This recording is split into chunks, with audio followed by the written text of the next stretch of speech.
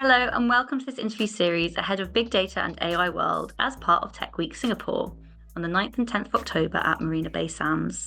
I'm Rebecca Offendale, tech reporter at Techorati. Today, my guest is Genevieve Leng from the healthcare industry. Genevieve will appear at Big Data and AI World Asia, but today we will be talking about Big Data and AI and her upcoming speaking session. All of Genevieve's responses will be her own personal opinion.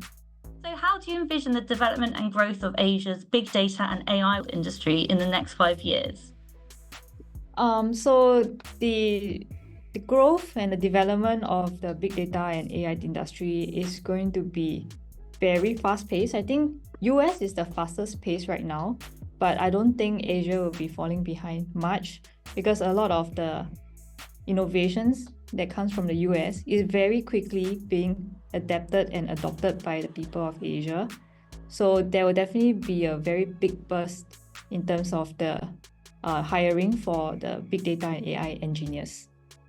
And why should big data and AI professionals attend your speaking session?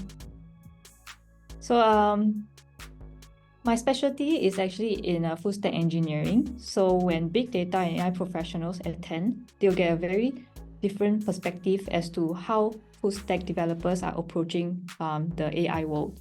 So we are actually integrators of AI, whereas big data and AI professionals are mostly data scientists, data analysts. So they will come up with models.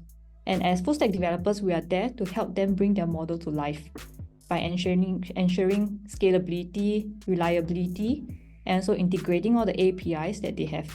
What will be some key takeaways from your speaking session?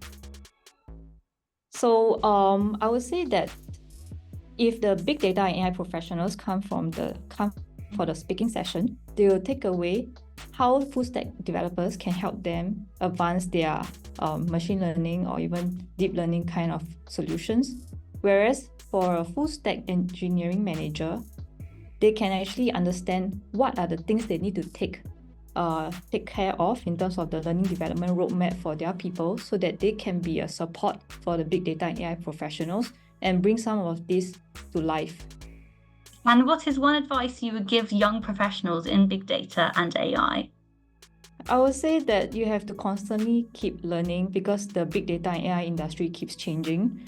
And one thing is very cliche, but curiosity is very important. Never ever stop at just learning one thing. So in my career, I have switched from maybe from a pure programmer to maybe a full stack developer, then a data engineer, then back to full stack development.